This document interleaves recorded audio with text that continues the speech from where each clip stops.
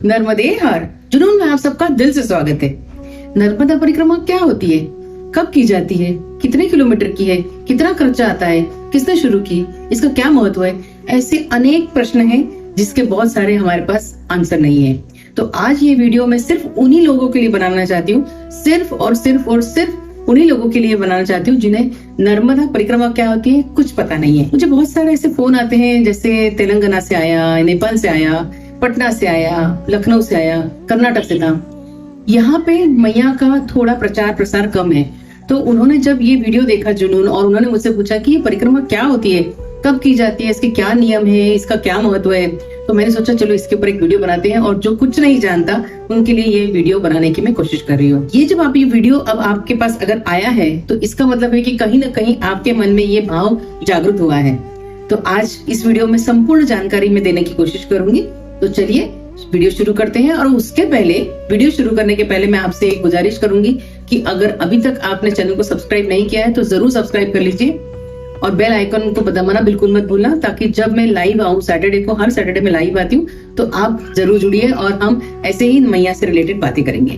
तो चलिए वीडियो को शुरू करते हैं और इसको अंत तक देखिए। नर्मदे हर। वीडियो शुरू करने के पहले मैं एक आपको बनाने के पहले कि जब मैं मैया वर्ड यूज करूंगी, यानी हम नर्मदा को मैया कहते हैं, तो जब मैं मैया बोलूंगी तो आप समझ जाइएगा कि नर्मदा को रिप्रेजेंट कर रही हूँ, क्योंकि माँ है वो जगत जननी है। और इसलिए इस वीडियो को आप जब भी मैं मैया का स्मरण करूं, तो आप मैया का उच्चार करो, तो आप समझ जाइएगा कि ये नर्मदा के बारे में बात कर रहे हैं। तो अब ये जो नर्मदा मैया का उद्गम स्थान है, तो मैं आपको बता दूं, अमरकंटक जो अनूपपुर जिले में आता है, वहां से मैया का उद्गम स्थान है, और वो अरब सागर में जाकर मिलती है।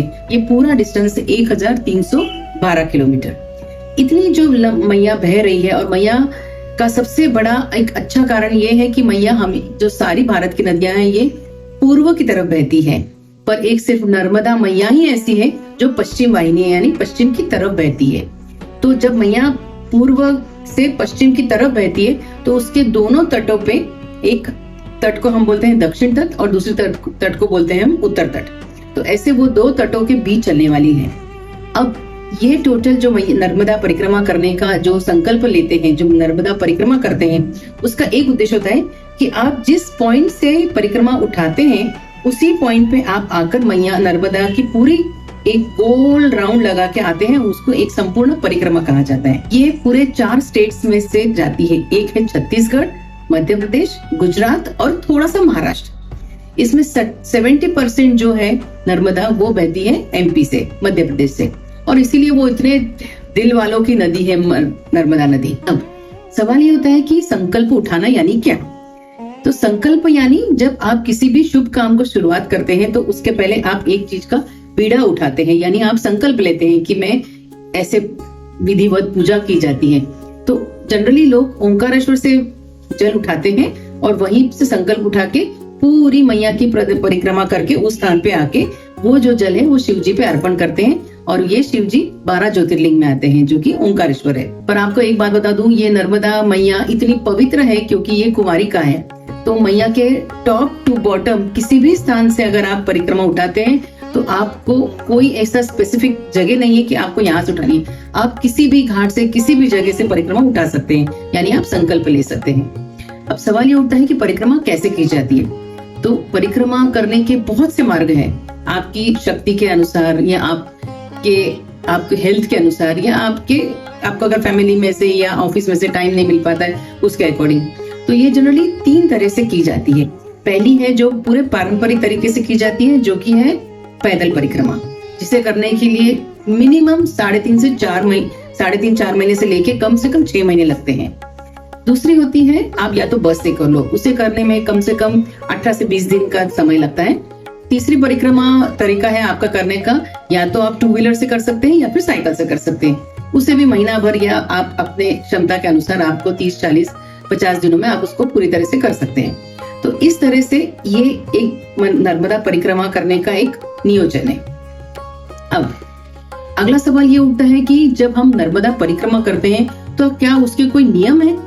हाँ जी, उसके 2-4 छोटे छोटे नियम हैं। तो वो नियम ऐसे हैं कि जब आप परिक्रमा करते हैं तो आप मैया को अपने राइट साइड में ही रखते हैं, दाहिने हाथ पे आप मैया को रख के आप चलते हैं। तो आप जब तट मार्ग से चलते हैं, यानी आप मैया के किनारे से चलते हैं, जो कि अभी बहुत सारे डैम बन गए हैं तो बंद हो चुका है, पर अगर आप तट से चलते हैं तो उस समय आप मैया के साथ चल रहे हैं। पर कुछ जगह ऐसे आती है जो कि अब डूब क्षेत्र में आ चुका है, तो आप वहां पे जाने का रास्ता ही नहीं है, तब आप गांव से या रोड से जाते हैं, तो उस समय हमें मैया नहीं दिखती है। अब हमारा ये नियम है कि आप उसको सुबह शाम दोनों टाइम उसकी पूजा करते हैं। अब हमारे पास जल तो है नहीं, क्योंकि जल तो हमारी मैया दूर बह रही है, तो वहां पे एक सिंबल के रूप में एक छोटी बोतल में जब हम संकल्प लेते हैं तो एक छोटी शीशी में मैया को भर लेते हैं और उसे हम मैया का स्वरूप देके उसको सजा के हम अपने साथ रखते हैं। और नियम ऐसा है, या अनुष्ठान बोलो या साधना बोलो, तो ये दोनों टाइम सुबह और शाम आपको उसकी आरती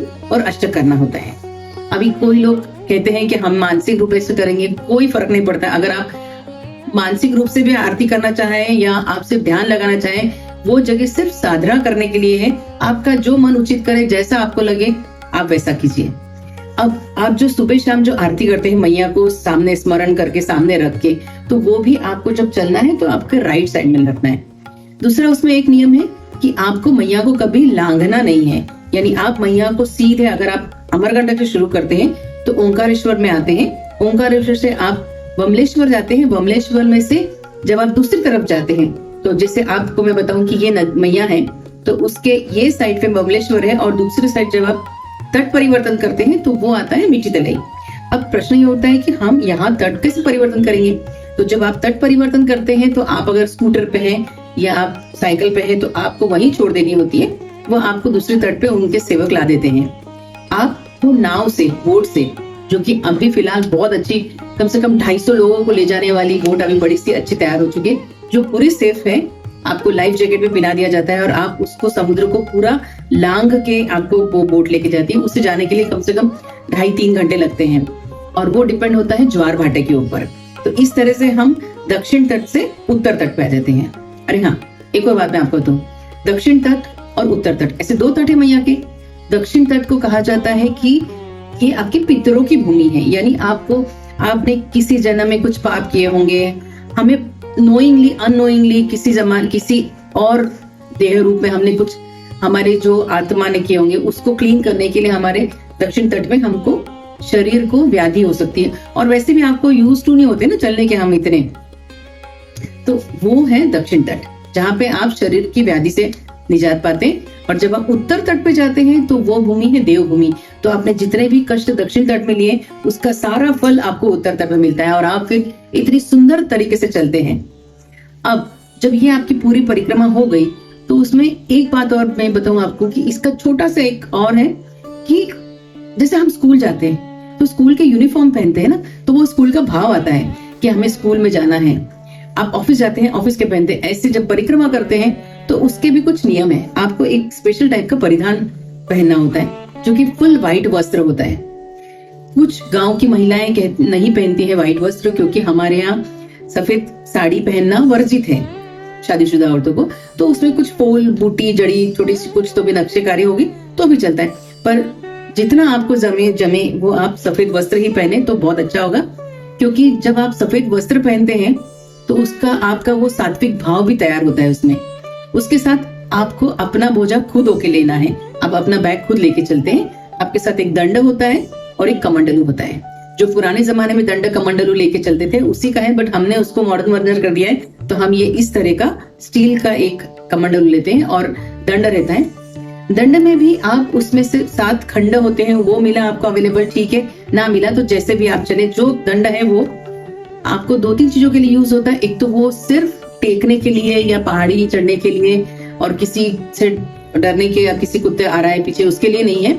उसके अलावा वो दंड का इतना महत्व है, वो दंड सादा दंड नहीं, वो व्यास ऋषि का दंड है, व्यास दंड है। तो उसका महत्व किसी दिन और हम आपको अच्छे से बताऊंगी। तो इस तरह से ये जो परिधान लेके आप चलते हैं, उस वेशभूषा में चलते हैं, उस सात्विक भाव में चलते हैं, तो इतनी अच्छी अनुभूति आती है आपको। अब ये प्रश्न आता है कि जब हम परिक्रमा करते हैं, हम कम से कम 3.5, 4, 5 महीने चलते हैं, तो इतनी लंबी जब जर्नी करते हैं, इतनी लंबी परिक्रमा करते हैं, तो इसका खर्चा कितना आता है? तो मैं आपको सच बता दूं, इसका खर्चा आता है 0। इसका 0 खर्चा आता है। आपको कुछ पैसे लेके जाने की जरूरत नहीं है। उल्टा आप जो काम कर रहे हैं तो उस वहां लोग आपके पैर पड़ते हैं, आपको मैया मानते हैं और आपको वहां पे हाथ में दक्षिणा देके जाते हैं। 2,500 रुपए, 5,000 रुपए, कितने भी आप 200, 520 अपने अपनी क्षमता से दे जाते हैं। तो मिनिमम खर्च अगर आप लेके चलते हैं तो भी ठीक, नहीं लेके चलते हो तो भी मैया आपको पूरी तरह से संभाल ही लेती है। एक और प्रश्न आता है कि जब हम पैसे भी नहीं लेके चलते तो हम रहेंगे कहाँ, हम खाएंगे कहाँ, हम सोएंगे कहाँ, हम ओढ़ेंगे क्या, ठंड, गर्मी, बारिश, बरसात, ओले, ये सब में से हम कैसे निकलेंगे। तो उन सब के लिए चिंताएं करने के लिए आपको किसी को कोई जरूरत नहीं है, क्योंकि वहां साक्षात माँ बैठी है, विराजमान है। वो आपको आपका आंचल पकड़ के, बच्चा कैसे चलता है वैसे माँ आपका हाथ पकड़ के आपको लेके चलती है, क्योंकि वहां जगह जगह पे आश्रम बने हुए हैं। आपको वहां आश्रम में रहने की व्यवस्था है। आजकल तो आश्रम में आपको आसन भी दे दिए गए हैं। दूसरा, वहां पे खाने की व्यवस्था है, आश्रमधारी आपको फूड प्रोवाइड करते हैं, आपको खाना भी नहीं बनाना है। हाँ, पर दो कुछ ऐसे आश्रमों के बीच का डिस्टेंस कम होता है, जैसे जहाँ पे आप कभी ऐसे प्रतिकूल स्थिति है, जैसे जबलपुर वगैरह वो साइड में तो बड़े बड़े पत्थर है, तो वहाँ आश्रमों की संख्या कम है। तो वहां आपको एक नई चीज सुनने को मिलेगी जिसे कहते हैं सदावर्त। सदावर्त यानी आपको खुद के स्वयं के हाथों से अन्न को पकाना है।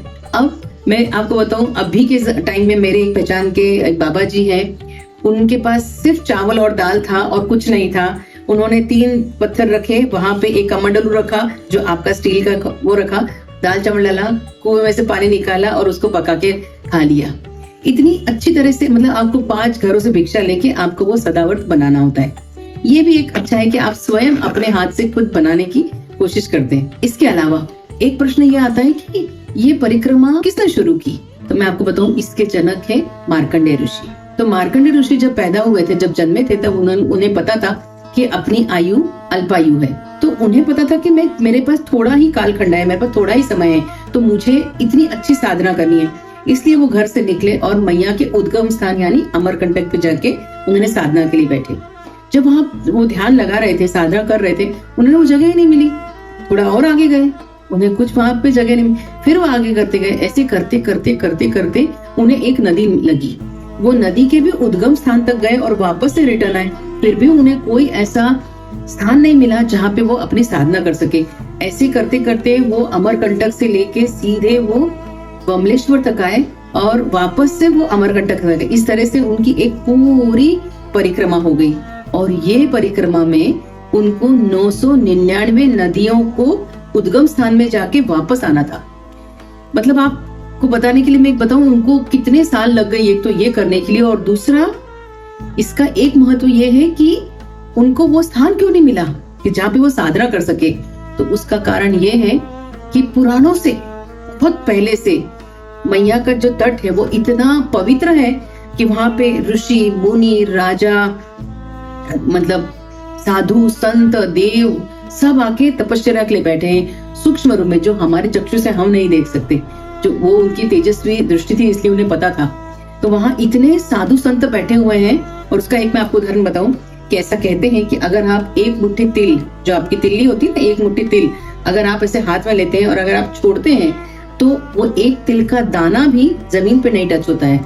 यानी वो दाना हर जो ऋषि मुनि बैठे हुए इतने अपने पास चिपक के बैठे हुए एक दूसरे से साधना करने के लिए, तो उनके कमंडलों से कमंडल टकरा रहे हैं, तो वो हर एक की झोली में गिरा है। मतलब इतनी भी जगह नहीं है मैया के तट पे कि कोई वहां पे चीज वेस्ट हो। तो इतना पवित्र स्थान है ये। और ऐसे पवित्र स्थान की पूजा करना, साधना करना, परिक्रमा करना कितना पुण्य का काम है। ऐसा कहते हैं कि एक परिक्रमा में आपको अश्वमेध यज्ञ करने का जो पुण्य मिला था वैसा आपको पूरा पुण्य मिलता है। मोक्षदायिनी आपको पूरी तरह से एक परिक्रमा में मोक्ष मिलता है।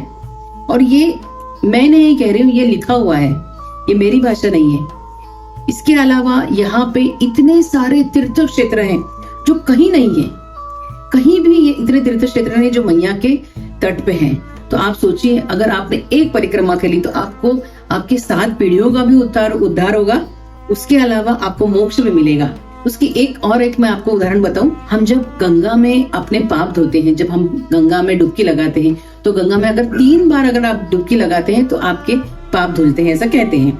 यमुना में आप 7 बार डुबकी लगाते हैं तो आपके पाप धुलते हैं। परंतु हमारी मैया के सिर्फ और सिर्फ दर्शन मात्र से हमारे पाप धुल जाते हैं।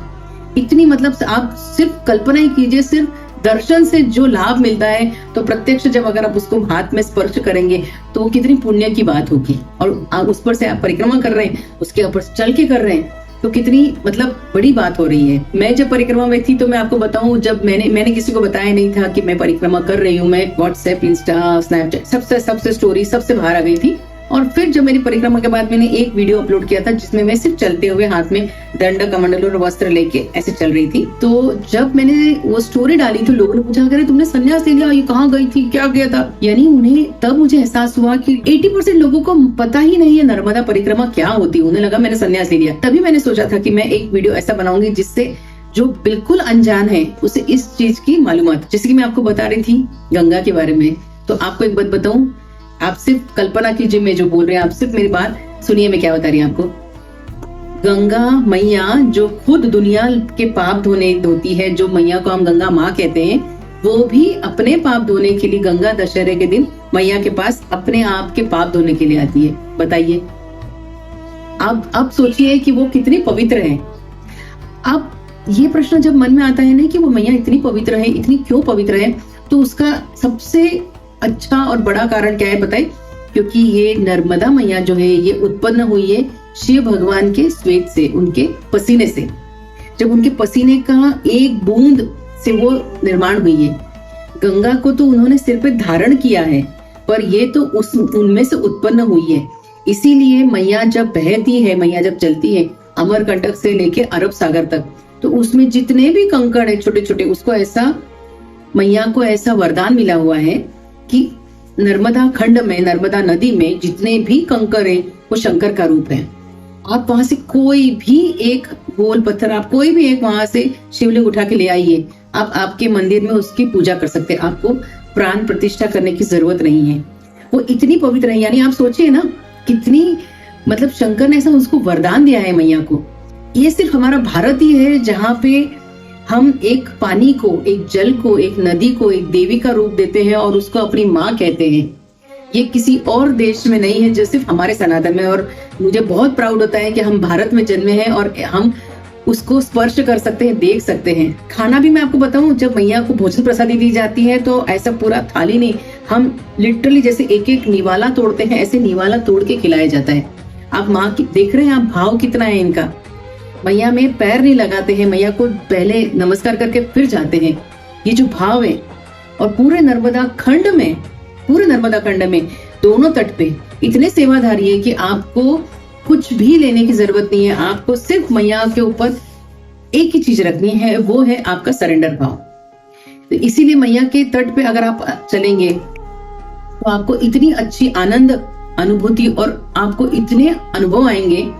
यहाँ पे अश्वत्थामा भी लोगों ने, ऐसे मैंने लोगों के इंटरव्यूज जब मैं लेती हूँ, पॉडकास्ट करती हूँ, तो कितने लोग बताए हैं कि उनको अश्वत्थामा के दर्शन हुए हैं। आज भी उस क्षेत्र में अश्वत्थामा चल रहे हैं। उस क्षेत्र में मैया आपको कभी भूखा नहीं सुलाती, वो माँ है।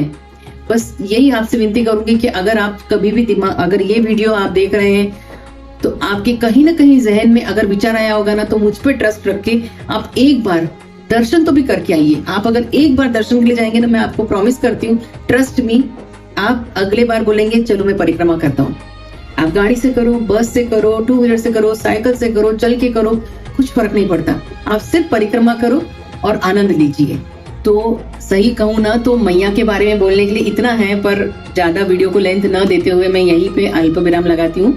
उसके पहले मैं आपको बता दूं कि अगर आप सोच रहे हैं तो मैंने इसी श्रृंखला में बहुत सारे वीडियो बनाए हैं, जैसे आपको पूर्व तैयारी क्या करनी है, आपको संकल्प कैसे लेना है, आपको वहां तक कैसे जाना है, लोगों के क्या एक्सपीरियंस है, वो तट परिवर्तन कैसे किया जाता है, इसमें मैंने और बहुत सारे वीडियो बनाए। आप वो भी देखिए तो आपको एक आइडिया आ जाएगा कि ये परिक्रमा होती क्या है। और आशा करती हूँ कि आप इसको बहुत अच्छा सराहेंगे। और अगर इसी सिलसिले में आपको कुछ और भी प्रश्न है, आप कमेंट बॉक्स में जरूर पूछिए, ताकि मैं आपको इसके और भी आंसर दे पाऊँ। और चलिए, माई की कृपा हम सब पे ऐसी बनी रह गए, इसलिए नर्मदे हर।